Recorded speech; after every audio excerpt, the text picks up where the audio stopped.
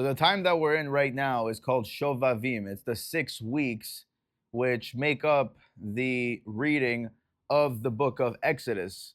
And first off, if we look at the word Exodus, it's very interesting that the start of the book is the times when the Jews, the Israelites, were enslaved in Egypt, but it's called the Exodus. And one of the reasons why that is because the solution comes before the challenge. God only gives us challenges so that we can overcome them and to make us better, to make us stronger, to make us a vessel which can handle the good that we want in our lives. So we all want to reach the promised land, Zion, as it says in the movie The Matrix. So The Matrix, the movie The Matrix, the concept of the Matrix is synonymous with the story of the Exodus. How so? Well, when we get comfortable, when we choose instant gratification, we are delaying the challenges in our lives, which actually compound because ultimately we need to overcome certain challenges. There's a reason why we're here in this world. Each of us came here to become the best version of ourselves through overcoming certain character trait defects and bring out the best in each one of us. But that mainly happens, actually only happens when we go through challenges. So when the Jews initially went to Egypt, they were actually very prosperous. Yosef was second to the king, and he got to that position by going through many challenges, some which were imposed on him, like being sold by his brothers, and some he put himself through. He always had a positive attitude. He always trusted and relied in God that everything was for the best, no matter how many hardships he went through. And ultimately, that led him to not only becoming the head of the household of Potiphar, but ultimately, from prison, from 12 years in prison, he rose to second to the king. He was as powerful, if not more, than Pharaoh himself. And so from that came about his brothers and his father coming down to Egypt because where they lived, there was a famine in the land, and they prospered tremendously as a result of Yosef's position. Many years pass, and they get comfortable. They forget where they came from. They forget what put them in the position where they were at. They assimilated, and then they were enslaved. Now, in order to come out of slavery and to reach the promised destination, the promised land, the vision that we have for our lives, our ultimate potential, well, we have to go through the desert. The Israelites, the Jewish people, our ancestors, had to be 40 years in the desert in order to overcome the character defects that came along with being slaves for so many years, for so many generations. And in our lives, we tend to get comfortable with certain habits, certain defects of character, certain cycles that we go through. The Jews didn't even want to leave Egypt. And when they left in the desert, they complained countless times and asked to go back because they didn't want to change. Yes, they wanted to reach the promised land that was promised to their ancestors, Avraham, Yitzhak, and Yaakov. But at the same time, they didn't want to leave the known day to day that they had. And to a certain extent, they were comfortable. Yes, they were miserable, but they were comfortable. And so in our lives, we want to improve our lives, the exterior, and ourselves. But a lot of times, we want to take the easy way. We want to hold on to who we are while at the same time becoming a better version of ourselves, which is who we truly want to be. And we can't have both. We basically have to kill our old selves in order to become our better selves. And that's through challenges, suffering, self-imposed suffering, and overcoming our obstacles that are presented in front of us. And so we can either be proactive in seeking this discomfort in every area of life and growing through it, or it will be imposed upon us by God. One way or another, we got to grow. So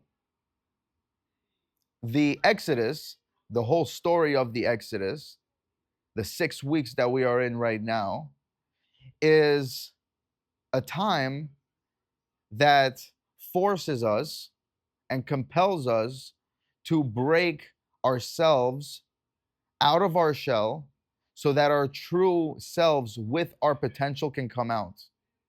And we can either take this time as an opportunity because God is assisting us, especially during this time, to become our better selves through killing our old selves, or it's going to be imposed on us.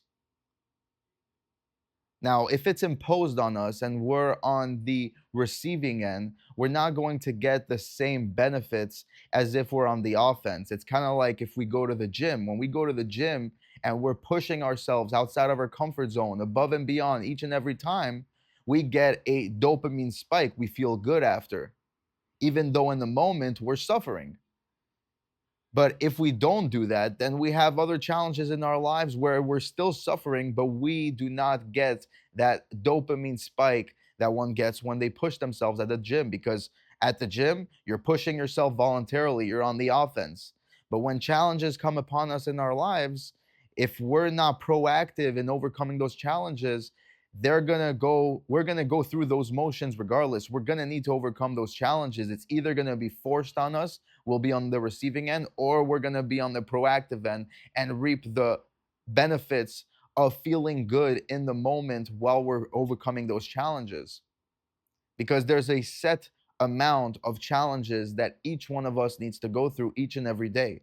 And either we seek out those challenges and constantly push outside of our comfort zone in every area of life, or God pushes those challenges on us and forces us to deal with them, but we don't reap the same benefits. We end up suffering without seeing the rewards of that suffering.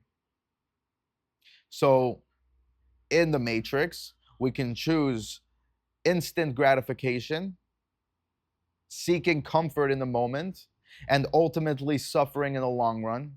Or we can choose to delay gratification, put ourselves through the discomforts that we know we need to go through in our lives. And each one of us knows what that is in each of our different situations.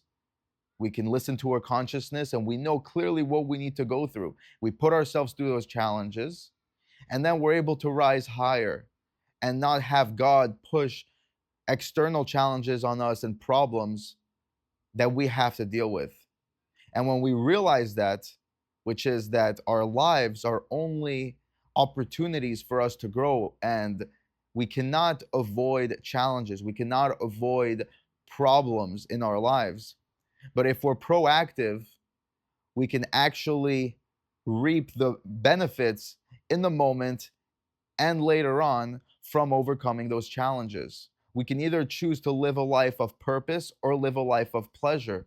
But if we choose purpose over pleasure, not only do we feel good internally, but we also get the pleasure along the way. When on the other hand, if we seek momentary pleasure, not only are we not building a vessel for us to truly enjoy that pleasure, but on top of that, we're delaying the inevitable, which is the challenges and the growth that needs to take place in each and every one of us. Not to mention that if we look at our lives, at the easy times in our lives, when things are easy on the outside, I could see for myself, there's times where I struggle financially. And during those times, I tend to work extra hard on myself because I want to make a change on the outside, and the outside is only a reflection of the inside.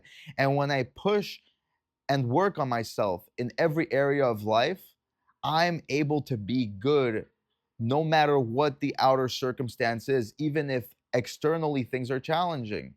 But on the other hand, if everything is good externally, On the outside, everything looks amazing in my life, but I'm not pushing and growing and seeking discomfort, then I can't even enjoy the good that is in the exterior aspect of my life. And it's almost like the ticket to give us the ability to enjoy our lives, whether the exterior is seemingly good or seemingly not, is the fact that we're pushing ourselves to grow internally. We're doing the things that we know we need to do. When we do the things that we know we need to do, we can enjoy our lives whether the outside seems good or seems like we're going through a challenging time, because we know we're doing what we're supposed to be doing.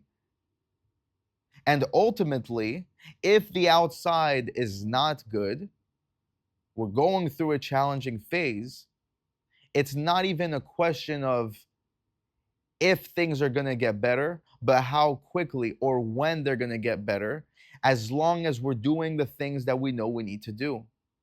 Because there is a delay between the time when we do the things we know we need to do and the times where we reap the rewards, the external rewards. There's also a delay between the time where we don't do what we know we need to do and the consequences that come along with it. There's a delay.